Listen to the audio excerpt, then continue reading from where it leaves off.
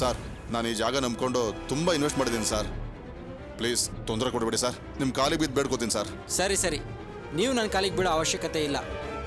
ಇನ್ಮೇಲಾದರೂ ನಮ್ದವ್ರಿಗೆ ಮೋಸ ಮಾಡಬೇಡಿ. ತಪ್ಪಾಯ್ತು ಸರ್. ದುಡ್ಡು 15 ಲಕ್ಷ ರೂಪಾಯಿ ತಂದಿದ್ದೀನಿ ಸರ್.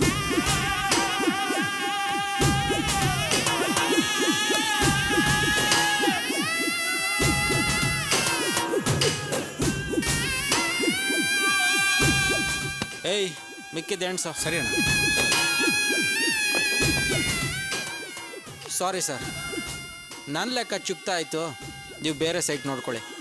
ಸರಿ ಸರ್, ಬರ್ತೀವಿ. ಓಕೆ, ಬನ್ರೋ. ಸಿದ್ಧಾ ಅಣ್ಣ, ಫಸ್ಟ್ ಆ ಬೋರ್ಡ್ ತೆಗೆದಾಕ್ಬಿಡ. ಸರಿ ಅಣ್ಣ. ಪ್ಲಾನ್ ಮಾಡ್ಬಿಟ್ಟು ವಸೂಲಿ ಮಾಡಿಬಿಟ್ರು. ಹಾಂ ಮಾವ, ನಾನು ವಾಸು. ಹೇಳಿ ಹೇಳಿ ಅಂದ್ರೆ ಏನಾದ್ರೂ ಸಮಸ್ಯೆನಾ? ಏನು ಸಮಸ್ಯೆ ಇಲ್ಲ ಮಾವ. ಆ ರತ್ನವೇಲು ಹತ್ರ ದುಡ್ಡು ವಸೂಲಿ ಮಾಡಿದೆ. ಹೌದಾ? ತುಂಬಾ ಸಂತೋಷ ಹೇಳಿ ಅಂದ್ರೆ. ಹೇಗೆ ವಸೂಲಿ ಮಾಡಿದ್ರಿ? ಸೈಟಲ್ಲಿ ಒಂದು ಬೋರ್ಡ್ನ ನೆಟ್ಟೆ. ಒಬ್ಬ ಪಾರ್ಟಿನ ಬರೋದಕ್ಕೆ ಹೇಳಿದೆ. ಸೈಟ್ನ ಮಾರಾಟ ಮಾಡೋ ವ್ಯವಸ್ಥೆ ಮಾಡಿದೆ. ಈ ವಿಷಯ ರತ್ನವೇಲು ಗೊತ್ತಾಗಿ ಓಡೋಡಿ ಬಂದು ನನ್ನ ಕಾಲಿಗೆ ಬಿದ್ದು ದುಡ್ಡು ಕೊಟ್ಟ. ಅಳಿ ಅಂದ್ರೆ ಮೆಚ್ಚಿದೆ ನಿಮ್ಮ ಐಡಿಯಾನ. ತುಂಬಾ ಬುದ್ಧಿವಂತಿಕೆಯಿಂದ ಹ್ಯಾಂಡಲ್ ಮಾಡಿದೀರಾ. ನಾನು ಚೆನ್ನೈಯಿಂದ ಬರ್ಬೇಕಾದ್ರೆ ನಿಮ್ಗೊಂದು ಒಳ್ಳೆ ಗಿಫ್ಟ್ ತರ್ತೀನಿ. ಅಯ್ಯಯ್ಯೋ, ಅದೆಲ್ಲ ಏನು ಬೇಡ ಮಾವ. ನೀವು ಆರಾಮಾಗಿ ಬಂದರೆ ಸಾಕು. ಫೋನ್ ಕಟ್ ಮಾಡ್ಲಾ ಮಾವ? ಸರಿ ಅಳಿ ಅಂದ್ರೆ. ಏಯ್, ಬನ್ರ.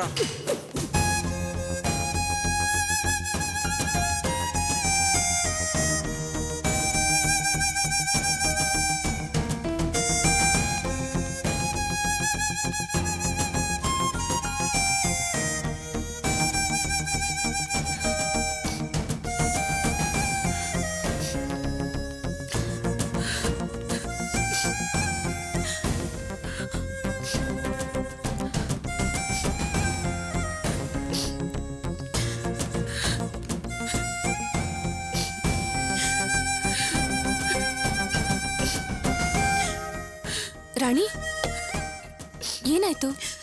ಯಾಕೆ ಅಳ್ತಾ ಇದೆಯಾ? ಕಾಲೇಜಲ್ಲಿ ನನ್ನ ಫ್ರೆಂಡ್ಸ್ ಎಲ್ಲ ನನಗೆ ಬೈತಾ ಇದ್ದಾರೆ. ಅದಕ್ಕೆ ನನ್ನ ಮನಸ್ಸಿಗೆ ತುಂಬ ನೋವಾಗ್ತಾ ಇದೆ. ಅವ್ರಿಗೆ ನಾನು ಎಷ್ಟು ಹೇಳಿದ್ರು ಅವ್ರು ಯಾರು ನನ್ನ ನಂಬ್ತಾನೆ ಇಲ್ಲ. ನೀನೇನು ತಪ್ಪು ಮಾಡಿದೆ ರಾಣಿ? ನಾನು ಯಾವ ತಪ್ಪು ಮಾಡಿಲ್ಲ. ಅದಕ್ಕೆ ಮತ್ತೆ ಯಾಕೆ ಅವ್ರು ನಿನ್ನ ಬೈತಾರೆ? ಅದು ಆಕಾಶ್ ವಿಷಯಕ್ಕೆ. ಆಕಾಶ್ನ ನಂಬಿಸಿ ನಾನು ಮೋಸ ಮಾಡಿಬಿಟ್ಟಿದ್ದೀನಂತೆ. ಆ ಪಾಪ ನನ್ನನ್ನು ಸುಮ್ಮನೆ ಬಿಡೋದಿಲ್ವಂತ. ಅದಕ್ಕೆ ನಿನ್ನಂತ ನಂಬಿಕೆ ದ್ರೋಹಿನ ನಾವು ನೋಡೇ ಇಲ್ಲ ಅಂತ ಹಾಗೆ ಹೀಗೆ ಅಂತ ಬೈತಾರದ್ಕೆ. ಯಾರ ಮನೇಲಿ ತಾನೇ ಲವ್ಗೆ ಒಪ್ತಾರೆ? ಲವ್ ಮಾಡಕ್ ಧೈರ್ಯ ಇಲ್ಲದೆ ಇರೋರು ಯಾಕೊಬ್ರು ಜೀವನ ಹಾಳು ಮಾಡಬೇಕು ಅಂತ ಕೇಳ್ತಾರದ್ಕೆ. ಅವ್ರ ವಯಸ್ಸು ಅವ್ರ ಕೈಲಿ ಹಾಗೆ ಮಾತಾಡ್ಸ್ತಾ ಇದೆ ರಾಣಿ. ನೀನೇನು ಯೋಚನೆ ಮಾಡಬೇಡ. ಹೋಗಿ ಬ್ಯಾಗ್ ಇಟ್ ಬಾ. ಅಪ್ಪ ಬಂದ್ರು. ರಾಣಿ, ಅಪ್ಪ. ಈ ಕಾಲೇಜಿಂದ ಬಂದ್ಯಮ್ಮ? ಹೌದಪ್ಪ. ಕುಡಿಯೋಕೆ ಸ್ವಲ್ಪ ನೀರು ಕೊಡಮ್ಮ. ಎಲ್ಲಿ ಹಿಡಂಬಿ ಕಾಣ್ತಾ ಇಲ್ವಲ್ಲ? ವಿಶಾಲಮ್ಮನ ಮನೆಗೆ ಹೋಗಿದ್ದಾರೆ ಮಾವ. ಅಪ್ಪ, ಏನಿವತ್ತು ಮನೇಲೇ ಇದ್ದೀರಾ? ಎಲ್ಲೂ ಹೋಗಿಲ್ವಾ? ಈಗ ತಾನೇ ಹೊರಗಡೆಯಿಂದ ಬಂದಪ್ಪ. ಹೌದು, ಅಮ್ಮ ಎಲ್ಲಿ? ಅಮ್ಮ, ವಿಶಾಲಮ್ಮನ ಮನೆಗೆ ಹೋಗಿದ್ದಾರೆ. ತಗೊಳ್ಳಿ. ಏನು ಬಂದ ತಕ್ಷಣ ಅಮ್ಮನು ವಿಚಾರಿಸ್ತಾ ಇದ್ಯಾ? ಏನ್ ಸಮಾಚಾರ? ಏನಿಲ್ಲಪ್ಪ, ಇವತ್ತು ನಂದಿನಿ ಅಪ್ಪ ನಮ್ ಗ್ಯಾರೇಜ್ ಹತ್ರ ಬಂದಿದ್ರು. ಹೇಗಿದಾರೋ? ನಂದಿನಿ ಚೆನ್ನಾಗಿದ್ದಾಳಂತ? ಹಾ, ಅವರು ಚೆನ್ನಾಗಿದ್ದಾರೆ, ನಂದಿನಿನೂ ಚೆನ್ನಾಗಿದ್ದಾಳಂತೆ. ಅವ್ರ ಕಡೆ ಯಾರೋ ಒಬ್ರು ಶ್ರೀಮಂತರಿಗೆ ಒಬ್ಬ ಮಗ ಅಂತೆ. ಅವ್ರೇನೋ ನಂದಿನಿ ಮದುವೆ ಆಲ್ಬಮ್ ಅಲ್ಲಿ ರಾಣಿ ಫೋಟೋ ನೋಡಿ ಅವ್ರಿಗೆ ಇಷ್ಟ ಆಗಿದೆಯಂತೆ. ನಂದಿನಿ ಅವರ ಅಪ್ಪನ ಹತ್ರ ವಿಚಾರಿಸಿ ಅಂತ ಹೇಳಿದ್ರಂತೆ. ರಂಗರಾಜ್ ಸರ್ ಕೂಡ ನಮ್ಮ ಬಗ್ಗೆ ಅವರಿಗೆಲ್ಲ ಹೇಳಿದಾರಂತೆ. ನಂದಿನಿ ಅತ್ತೆ ಮಾವ ಕೂಡ ನಾವೆಲ್ಲ ಅವ್ರಿಗೆ ಗೊತ್ತು ಅಂತ ನಮ್ಮ ಬಗ್ಗೆ ಹೆಮ್ಮೆಯಿಂದ ಮಾತಾಡಿದಾರಂತೆ. ಅವರು ಬಡವ್ರ ಮನೆ ಹೆಣ್ಣಾದ್ರೂ ಪರವಾಗಿಲ್ಲ, ಒಳ್ಳೆ ಕುಟುಂಬದ ಹುಡುಗಿ ಬೇಕು ಅಂತ ಹೇಳಿ ನಮ್ಮ ರಾಣಿನ ಅವ್ರ ಮನೆಗೆ ಸೊಸೆಯಾಗಿ ತಂದ್ಕೋಬೇಕು ಅಂತ ಆಸೆ ಪಡ್ತಿದಾರಂತೆ. ನಂದಿನಿ ಈ ವಿಷಯನ ರಂಗರಾಜ್ ಸರ್ ಹತ್ರ ಹೇಳಿದ್ಲಂತೆ. ರಂಗರಾಜ್ ಸರ್ ಗ್ಯಾರೇಜಿಗೆ ಬಂದು ನನ್ನ ಹತ್ರ ಹಾಗಂತ ಹೇಳಿದ್ರು. ನಾವೆಲ್ಲ ಮಾತುಕತೆ ಮಾಡಿ ಆದಷ್ಟು ಬೇಗ ಮದುವೆ ಮಾಡಿ ಮುಗಿಸೋಣ ಅಂತ. ನೀನೇನು ಹೇಳ್ದಪ್ಪ? ನಾನು ಆಗಲ್ಲ ಅಂತ ಹೇಳಿದೆ ಅಪ್ಪ.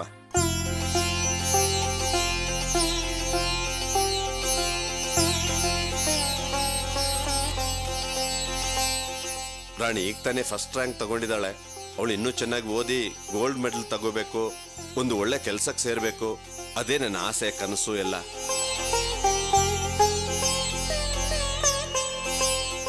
ಅದಕ್ಕೆ ರಾಣಿಗೆ ಈಗಲೇ ಮದುವೆ ಮಾಡೋ ಉದ್ದೇಶ ನಮಗಿಲ್ಲ ಅಂತ ಹೇಳ್ಬಿಟ್ಟೆ. ಅಪ್ಪ, ನಾನು ಹೇಳಿದ್ದು ಸರಿ ತಾನೆ? ನೀನು ಹೇಳಿ ಸರಿಯಾಗಿದೆ ಕಣೋ. ಕೇಳಿದ್ಯಾ ರಾಣಿ, ನಿಮ್ಮಣ್ಣ ನಿನ್ನ ಮೇಲೆ ಎಷ್ಟೊಂದು ನಂಬಿಕೆ ಇಟ್ಕೊಂಡಿದ್ದಾನೆ ಅಂತ. ಆ ನಂಬಿಕೆನ ಉಳಿಸ್ಕೋಬೇಕು. ಖಂಡಿತವಾಗಿ ಉಳಿಸ್ಕೋತೀಯ ಅಂತ ನನಗೆ ಚೆನ್ನಾಗಿ ಗೊತ್ತು. ಎಷ್ಟೇ ಆಗಲಿ ನನ್ನ ಮಗಳಲ್ವಾ ನೀನು. ರಾಣಿ, ಊಟ ಮಾಡಿದ್ಯಮ್ಮ? ಇನ್ನೂ ಇಲ್ಲ ಅಣ್ಣ. ಯಾಕಮ್ಮ? ಹೋಗಿ ಊಟ ಮಾಡು.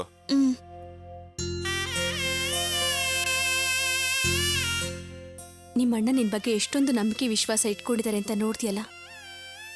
ಯಾರೋ ಏನು ಅಂದ್ರು ಅಂತ ಅದ್ರ ಬಗ್ಗೆ ತಲೆ ಕೆಡಿಸ್ಕೊಳ್ಳೋದನ್ನ ಬಿಟ್ಟು ಓದಿನ ಕಡೆ ಗಮನ ಕೊಡು. ಹೋಗೂಟ ಮಾಡು.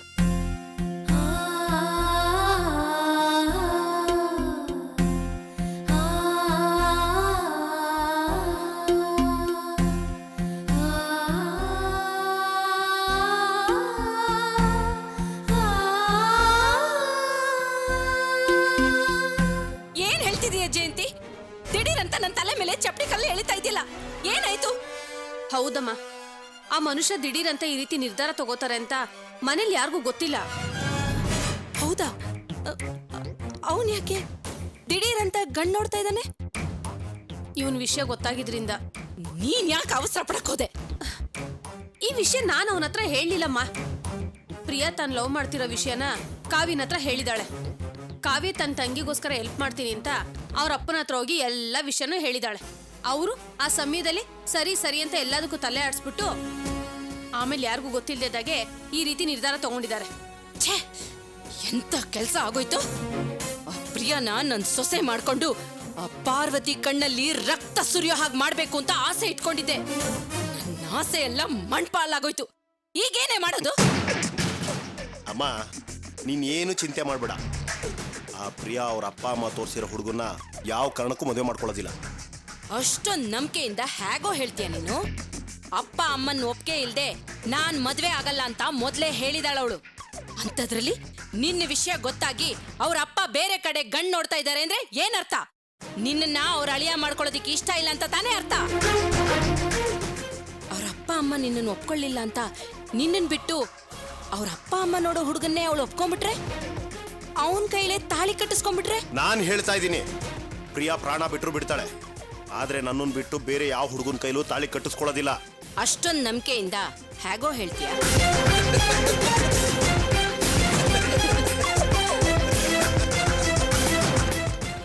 ನಿಮ್ಮಿಬ್ಬರ ನಗುಗೆ ಏನರ್ಥ? ಅಮ್ಮ, ಪ್ರಿಯನ್ ಜುಟ್ಟು ಅಣ್ಣನ ಕೈಲಿದೆ, ಆ ನಂಬಿಕೆ ಮೇಲೆ ಮಾತಾಡ್ತಿದ್ದಾನೆ. ದಯವಿಟ್ಟು ಸ್ವಲ್ಪ ಅರ್ಥ ಆಗೋ ತರ ಹೇಳ್ತೀರಾ?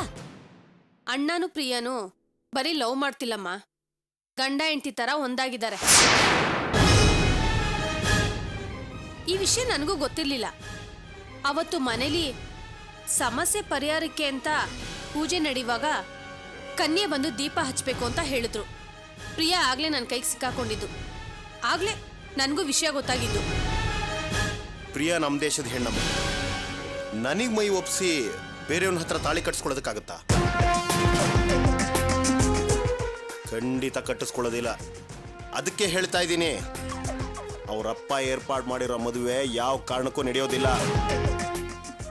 ನೀನ್ ಚಿಂತೆ ಮಾಡ್ಬೇಡಮ್ಮ. ಹೌದಮ್ಮ, ಪ್ರಿಯಾ ಅಣ್ಣನ ಮೇಲೆ ಪ್ರಾಣನೇ ಇಟ್ಕೊಂಡಿದ್ದಾಳೆ. ಅವಳು ನಿಮ್ಮನೆ ಸೊಸೆ ಆಗೇ ಆಗ್ತಾಳೆ. ಪ್ರಿಯನಿಗೂ ಅಣ್ಣನಿಗೂ ಮದ್ವೆನೂ ಆಗುತ್ತೆ. ಅಷ್ಟರಲ್ಲಿ ನೀನು ಹೊರಗಡೆ ಬಂದ್ರೆ ಸಾಕು. ನೋಡು, ನಾನ್ ರಿಲೀಸ್ ಆಗೋದು ಲೇಟ್ ಆದ್ರೂ ಪರವಾಗಿಲ್ಲ, ಆದ್ರೆ ನೀನ್ ಇವರಿಬ್ಬರ ಮದ್ವೆನ ಏರ್ಪಾಡು ಮಾಡು. ನೀನು ಹೊರಗಡೆ ಬಂದ್ರೆ ಎಲ್ಲ ಆಟೋಮೆಟಿಕ್ ಆಗಿ ನಡೆಯುತ್ತಮ್ಮ. ಲಾಯರ್ ಹತ್ರ ಎಲ್ಲ ಮಾತಾಡಿದ್ದೀನಿ. ನೀನು ಗಾಂಜಾ ಕೇಸಲ್ಲಿ ಅಪರಾಧಿ ಅಂತ ಪ್ರೂವ್ ಮಾಡೋದಕ್ಕೆ ಯಾವ ಸಾಕ್ಷಿನೂ ಇಲ್ವಂತೆ. ನೆಕ್ಸ್ಟ್ ಇಯರಿಂಗಲ್ಲಿ ಬಿಡುಗಡೆ ಮಾಡ್ತಾರೆ ಅಂತ ಹೇಳಿದ್ದಾರೆ. ಇನ್ನೊಂದು ವಾರ ಅಷ್ಟೇ, ಆಮೇಲೆ ಬಿಡುಗಡೆ. ಸರಿ, ಅಲ್ಲಿವರೆಗೂ ನೀನ್ ಪ್ರಿಯನ್ ವಿಷಯದಲ್ಲಿ ಹುಷಾರಾಗಿರು. ಅವ್ರ ಅಪ್ಪ ಅಮ್ಮನ ಮಾತು ಕೇಳ್ಕೊಂಡು ಅವಳೇನಾದ್ರೂ ಮನ್ಸ್ ಬದಲಾಯಿಸ್ಕೊಂಡ್ರೆ ಕಷ್ಟ. ನಾನು ಆ ಮನೇಲಿರೋವರೆಗೂ ಆ ರೀತಿ ಆಗೋದಕ್ಕೆ ಸಾಧ್ಯನೇ ಇಲ್ಲ. ನೀನ್ ಅದ್ರ ಬಗ್ಗೆ ಚಿಂತೆ ಮಾಡಬೇಡ. ಹೇಗಿದ್ರು ಮುಂದಿನ ವಾರ ಬರ್ತಿದ್ಯಲ್ಲ, ಹಾಗೆಲ್ಲ ಮಾತಾಡೋಣ.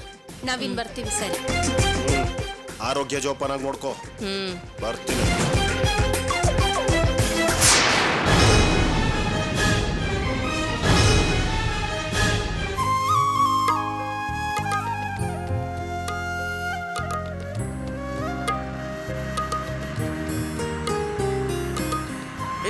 ಗಾಡಿ ನಿಲ್ಸು ಸ್ವಲ್ಪ. ಯಾಕೋ? ನಿಲ್ಸು ಹೇಳ್ತೀನಿ. ಪಾಪ ಹುಡುಗಿ ಒಬ್ಳೆ ಹೋಗ್ತಾಳೆ, ಓಮ್ಲಿ ಲುಕ್ ಇದೆ, ಟ್ರೈ ಮಾಡಿ ನೋಡೋಣ. ಏಯ್ ಪಾಪು, ಯಾಕೆ ಒಬ್ಳೆ ಹೋಗ್ತಾ ಇದೀಯಾ? ಕಂಪನಿಗೆ ಯಾರು ಇಲ್ವಾ? ಬಾ, ನಾವ್ ಇಬ್ಬರೇ ಇದ್ದೀವಿ, 300 ಹೋಗೋಣ. ಚಪ್ಪಲಿ ಕಿತ್ತೋಗ್ತವೆ. ಕಿತ್ತೋಗ್ಲಿ ಬಿಡು, ಹೊಸದ್ ಕೊಡಿಸ್ತೀನಿ, ಚೂಡಿದಾರನೇ ಕೊಡಿಸ್ತೀನಿ. ಬಾ, ಪಾರ್ಕು ಕ್ಲಬ್ ಅಂತ ಆರಾಮಾಗಿ ಸುತ್ತಾಡ್ಕೊಂಡ್ ಬರೋಣ. ಏಯ್ ಏನ್ ಹೋಗ್ತಾನೆ ಇದೆಯಾ ಕರೆದ್ರು? ಏಯ್ ಮರ್ಯಾದೆಯಿಂದ ದುಪ್ಪಟ್ಟ ಬಿಡೋ. ಏಯ್. ಪೊಲೀಸ್ಗೆ ಇನ್ಫಾರ್ಮ್ ಮಾಡ್ತೀನಿ. ದುಪ್ಪಟ್ಟ ಬಿಡೋ. ಪೊಲೀಸನ್ನ ನಾವು ಎದುರ್ಕೊಂಡ್ಬಿಡ್ತೀವಾ? ನಾವು ನೋಡ್ದೇ ಇರೋ ಪೊಲೀಸಾ? ದುಪ್ಪಟ್ಟ ಬಿಡೋ. ಏಯ್ ಬಿಡೋ.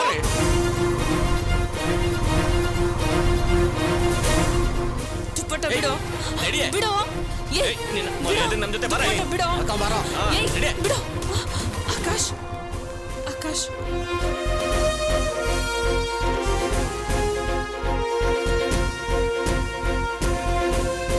ಇವ್ರನ್ನ ಫಾಲೋ ಮಾಡ್ಕೊಂಬಂದು ಏನೋ ತಪ್ಪಾಗಿ ಮಾತಾಡ್ತಿದ್ದಾರೆ ಆಕಾಶ್. ಓಯ್, ನಾವ್ ಕರೆದ್ರೆ ಮಾತ್ರ ನಕರ ಮಾಡ್ತೀಯಾ? ಅವ್ನ್ ಯಾರೋ ಬಂದ ತಕ್ಷಣ ಅವ್ನ್ ಕರೆದೇ ಇದ್ರು ಅವ್ನ ಹಿಂದೆನೆ ಹೋಗ್ತಾ ಇದ್ಯಾ? ಅವ್ನ್ ಹೀರೋ ಕಣ. ಏಯ್ ಯಾವ ಹೀರೋ? ಡಮ್ಮಿ ಪೀಸ್ ಇವನು. ಏಯ್ ಯಾವನೋ ಡಮ್ಮಿ? ನೀನು. ನಾನ್ ಡಮ್ಮಿನ ರಿಯಲ್ಲ ಇವಾಗ ತೋರಿಸ್ತೀನಿ ನೋಡು. ಆಕಾಶ್ ಹೌದಾ? ಬೇಡ ಆಕಾಶ್. ತೋರ್ಸು. ಸುಮ್ಮನೆ ಆಕಾಶ್ ಏಯ್ ಏನ ಏಯ್ ಮುಗ್ಗುಡ. ಏನ ಏಯ್ ಹೇಳ್ತಾ ಇದೀನಿ. ಬಂದ್ಬಿಟ್ಟು ನಕರ ಮಾಡ್ತೀರಾ? ಗಲಾಟೆ ಮಾಡ್ತೀರಾ? ಮಕ್ಳ, ಏನೋ ನನ್ ಮಕ್ಳ. ಹುಡುಗಿ ಎದುರುಗಡೆ ಹುಡುಗಿ ಎದುರುಗಡೆ ತಗೊಳತ್ತ ನೀನು? ನೀನು ಬಿಡ. ಬೇಡ ಆಕಾಶ್. ಬಾ ಆಕಾಶ್. ಕೂದಲು ನಕರ ಮಾಡ್ತೀರಾ? ನೀನು. ಗಲಾಟೆ ಮಾಡ್ತೀರಾ? ಬಿಡ. ಬೇಡ ಬಾ ಆಕಾಶ್. ಹೊರಟೋಗಿಲ್ಲಿಂದ. ರಾಣಿ, ಪೊಲೀಸ್ ಬರ್ತಿದ್ದಾರೆ, ನೀನ್ ಹೊರಟೋಗು. ಇಲ್ಲ ನೀನ್ ಬಾ ಆಕಾಶ್. ಹೋಗು ರಾಣಿ, ಹೋಗು. ಬಾ ಆಕಾಶ್. ಪೊಲೀಸ್ ಬರ್ತಿದ್ದಾರೆ, ಹೋಗು ರಾಣಿ. ಕೆಲ್ಸ ಮಾಡ್ಬೇಡ ನನಗೆ. ಬಿಡ್ತೀನಿ ನೋಡೀಗ.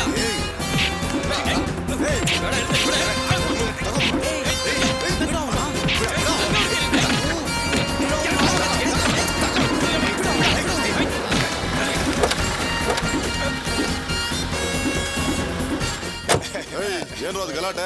ರೋಡಲ್ಲಿ ಹಾಕಿ ಹೊಡೆದಾಡ್ತಿದ್ದೀರಾ? ಹೌದು ಸರ್. ಒಂದೇ ಫ್ರೆಂಡ್ಸ್ ಆದ್ರೆ ರೋಡಲ್ಲಿ ಕಿತ್ತಾಡ್ಬೇಕಾ? ಏಯ್ ಪಿಸೆ, ಇಲ್ಲ ಸರ್. ಎದ್ರೆ ಹಾಕ್ರೆ ಅವ್ನು. ಎದ್ರೆ.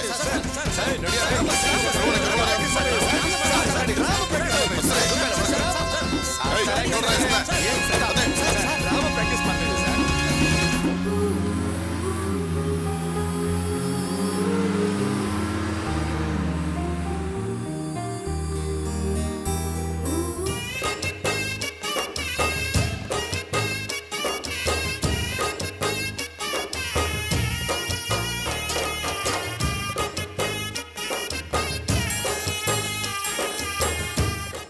ಕಾವ್ಯ ಕಾಸ್ಮೆಟಿಕ್ಸ್ ಅರ್ಪಿಸುವ ಆದರ್ಶ ದಂಪತಿಗಳು ಕಾರ್ಯಕ್ರಮಕ್ಕೆ ನಿಮ್ಮೆಲ್ಲರಿಗೂ ಸ್ವಾಗತ, ಸುಸ್ವಾಗತ. ಈ ಕಾರ್ಯಕ್ರಮದಲ್ಲಿ ಭಾಗವಹಿಸುತ್ತಿರುವ ದಂಪತಿಗಳ ಪರಿಚಯ ಮಾಡ್ಕೊಡ್ತಾ ಇದ್ದೀನಿ. ಮೊದಲನೇದಾಗಿ ಶ್ರೀಮತಿ ದೀಪಾ ಹಾಗೂ ನಾಗಭೂಷಣ್ ಅವರು. ನಮಸ್ತೆ. ಎರಡನೇದಾಗಿ ಶ್ರೀಮತಿ ನಾಗರತ್ನ ಹಾಗೂ ಶ್ರೀಮಾನ್ ಮಂಜುನಾಥ್ ಅವರು. ನಮಸ್ಕಾರ. ಮೂರನೇದಾಗಿ ಶ್ರೀಮತಿ ವರಲಕ್ಷ್ಮಿ ಹಾಗೂ ಶ್ರೀಮಾನ್ ಪ್ರಕಾಶ್ ಅವರು. ನಮಸ್ಕಾರ. ನಾಲ್ಕನೇದಾಗಿ ಶ್ರೀಮತಿ ವೇದ ಹಾಗೂ ಶ್ರೀಮಾನ್ ಸಚಿನ್ ಅವರು. ಈಗ ನಮ್ಮ ಚೀಫ್ ಗೆಸ್ಟ್ ಮ್ಯಾಡಿ ಅವರು ದಂಪತಿಗಳಿಗೆ ಪ್ರಶ್ನೆಗಳನ್ನ ಕೇಳ್ತಾರೆ. ಯಾರು ಸರಿಯಾದ ಉತ್ತರ ಕೊಟ್ಟು ಜಯ ಗಳಿಸ್ತಾರೋ ಅವ್ರಿಗೆ ಕಾವ್ಯ ಕಾಸ್ಮೆಟಿಕ್ಸ್ ವತಿಯಿಂದ ಬಹುಮಾನ ಹಾಗೂ ಸನ್ಮಾನವನ್ನು ನೀಡಲಾಗುತ್ತದೆ. ಈಗ ಮೊದಲನೇ ದಂಪತಿಗೆ ಪ್ರಶ್ನೆಯನ್ನ ಕೇಳ್ತಿದ್ದಾರೆ.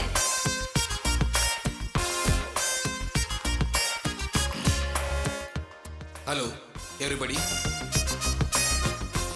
My first question is to Deepashree Nagabhushan ಅವ್ರಿಗೆ.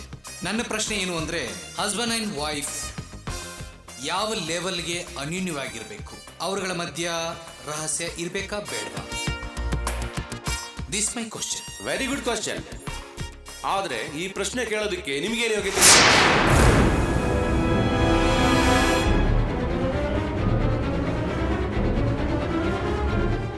ಸರಿಯಾದ ಪ್ರಶ್ನೆ ಕೇಳಿದ್ರು ಅವರು.